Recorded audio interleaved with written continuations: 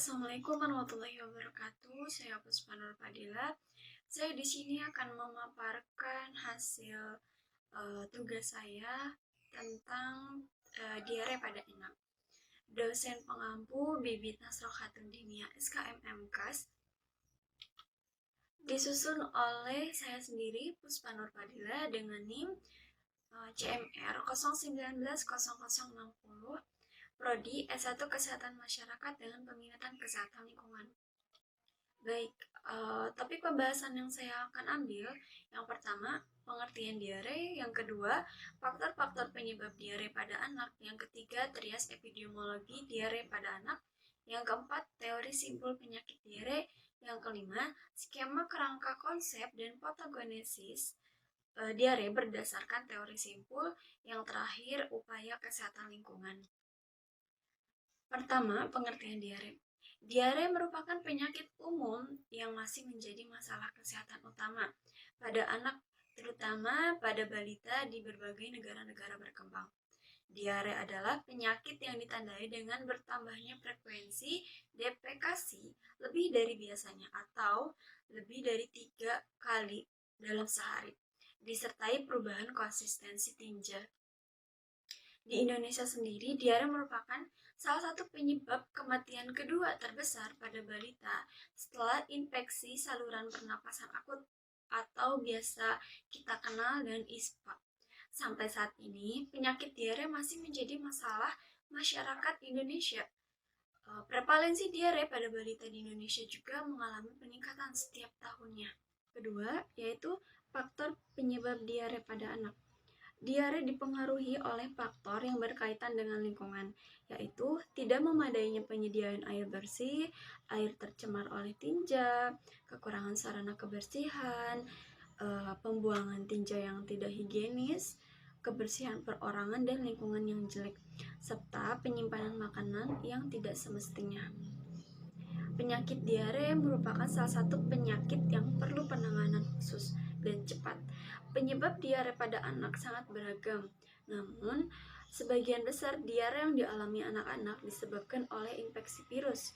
Penyebab lainnya adalah infeksi bakteri dan parasit, keracunan makanan, alergi, efek samping dari obat, dan gangguan penyerapan makanan.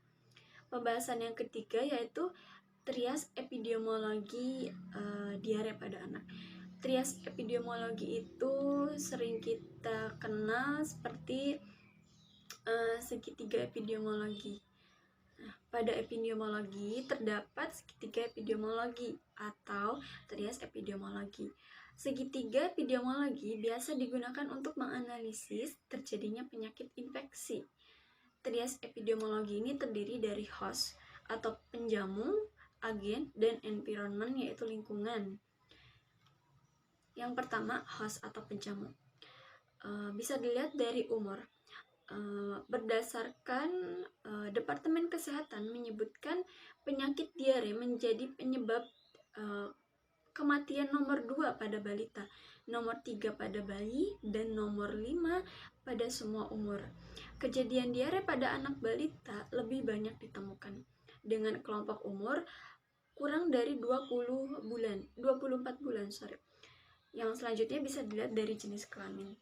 Penyakit diare dapat terjadi pada anak laki-laki maupun perempuan, jadi tidak mengenal gender, entah dia perempuan, entah dia laki-laki, seperti itu.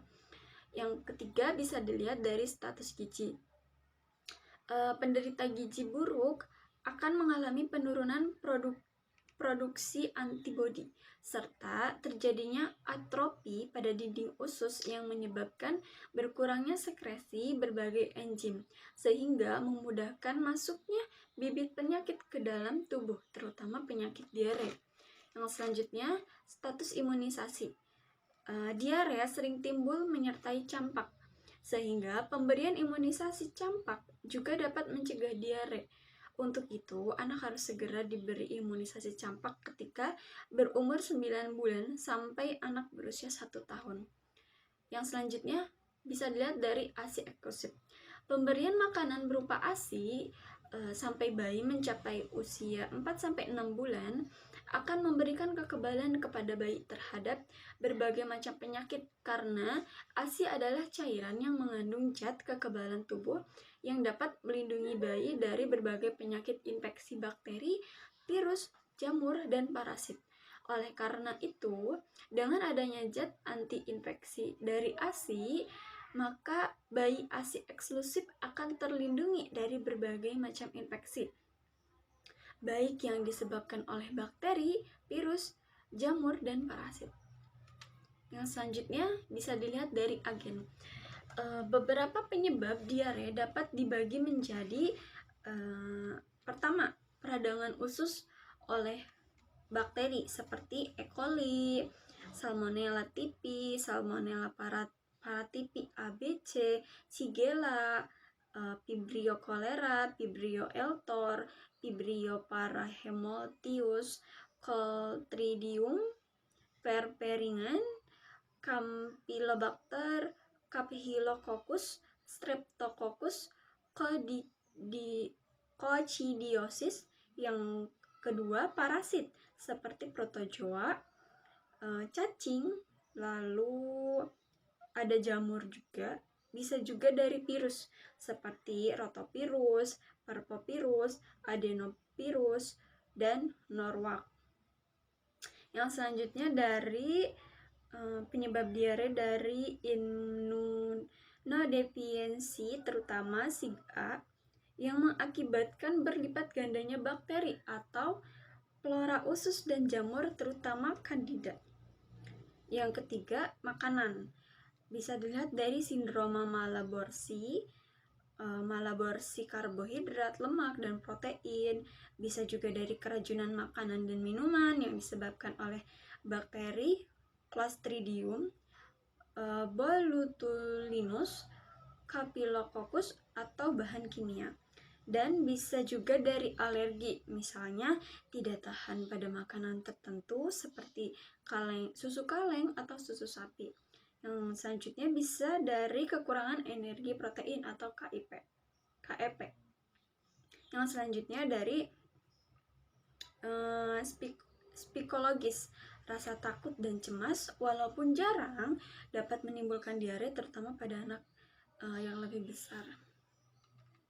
Yang C, environment atau lingkungan. Penyakit diare merupakan salah satu penyakit yang berbasis lingkungan. Dua faktor yang dominan yaitu sarana air bersih dan pembuangan tinja. Kedua faktor ini akan berinteraksi bersama dengan perilaku manusia. Apabila faktor lingkungan tidak sehat karena tercemar kuman penyebab diare serta berakumulasi dengan perilaku manusia yang tidak sehat pula, yaitu melalui makanan dan minuman yang dapat menimbulkan kejadian penyakit diare. Pembahasan yang keempat, teori simpul penyakit diare. Tidak semua simpul berperan dalam suatu kejadian penyakit. Penyakit diare pada anak, simpul yang berperan hanya agen dan gejala atau keadaan sakit atau sehat. Namun, sebagian besar diare yang dialami anak-anak disebabkan oleh infeksi virus. Penyebab lainnya adalah infeksi bakteri dan parasit, keracunan makanan, alergi, efek samping obat, dan gangguan penyerapan makanan. Yang kelima, skema kerangka dan patogenesis penyakit diare berdasarkan teori simpul. Ini skema kerangka konsepnya. Yang pertama, bakteri penyebab diare yang menempel pada barang. Yang kedua, anak tidak mencuci tangan sebelum menyentuh makanan. Yang ketiga, bakteri masuk ke dalam tubuh anak. Yang keempat, gangguan osmotik atau sulit menyerap makanan. Yang kelima, peningkatan isi rongga usus. Yang terakhir, berkurangnya kesempatan usus untuk menyerap makanan sehingga timbul diare. Tersebut, penyakit diare menggunakan simpul 3 dan 4, yaitu simpul agen dan gejala atau sehat atau sakit. Simpul 3 agen, penyebab terjadinya diare pada anak sangat beragam, namun sebagian besar disebabkan oleh bakteri atau parasit. Bakteri dapat menempel pada barang. Usia 4-6 bulan, sang anak rasa penasaran terhadap barang sangat tinggi.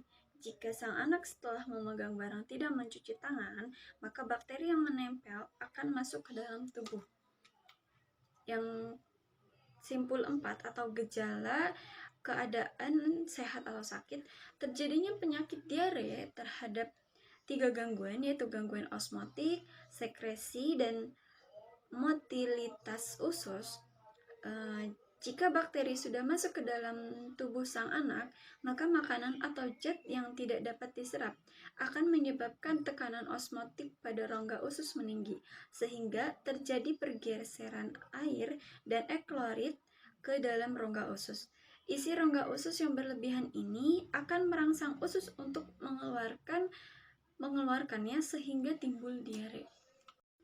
Yang terakhir atau pembahasan yang keenam, upaya kesehatan lingkungan. Menilik potensi diare yang kini menghantui para balita, diperlukan upaya pencegahan sebagai bentuk perbaikan lingkungan dan perilaku untuk mencegah semakin tingginya kasus diare. Terdapat 3 upaya pencegahan sebagai berikut. Yang pertama, perbaikan sanitasi. Dapat diwujudkan dengan menjaga kebersihan lingkungan, terutama pada tempat-tempat yang digunakan setiap hari untuk beraktivitas dalam rumah.